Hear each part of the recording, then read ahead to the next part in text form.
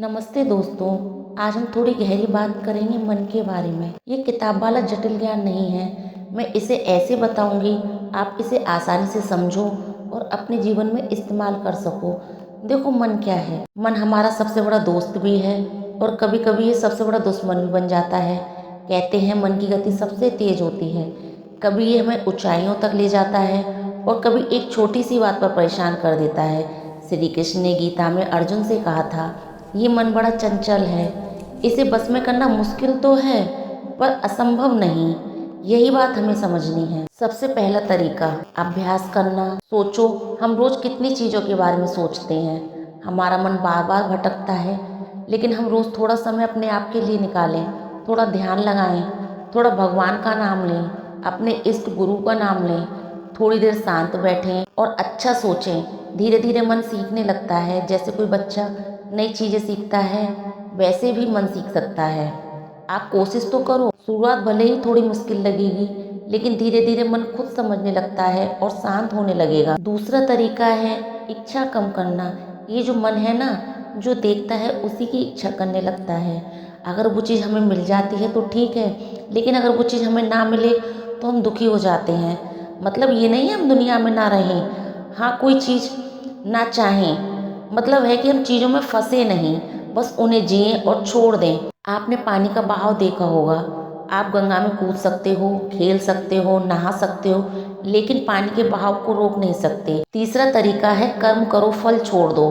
देखो दोस्तों, हम ज़्यादातर परेशान इसलिए रहते हैं क्योंकि हम काम कम और नतीजे की चिंता ज़्यादा करते हैं। काम करते समय दिमाग में यही चलता रहता है, अगर ये हो गया तो, अगर वैसा हो गया तो।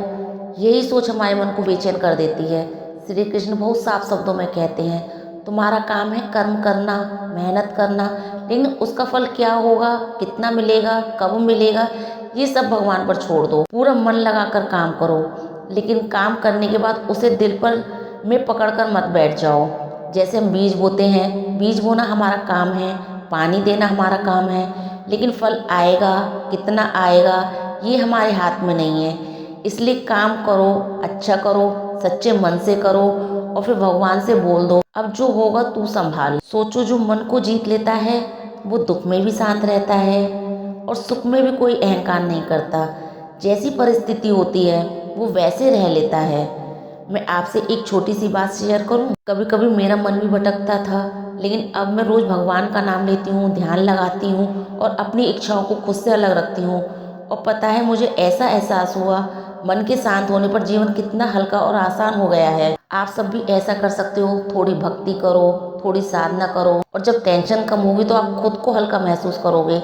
सबसे ज़्यादा टेंशन हमें हमारे दिमाग पर हावी हो जाती है और जब वो हमारे दिमाग में हावी हो जाती है तो वो हमारे मन से निकलती नहीं है, और जब वो हमारे मन से निकलती नहीं है तो हम सबसे ज़्यादा दुनिया में फंस जाते हैं। इसलिए कहते हैं कि अपने मन को भटकाओ मत। याद रखो, मन से लड़ो मत, उसे समझो, धीरे धीरे साधो और भगवान पर भरोसा रखो। आपका मन आपका सबसे बड़ा मित्र बन जाएगा।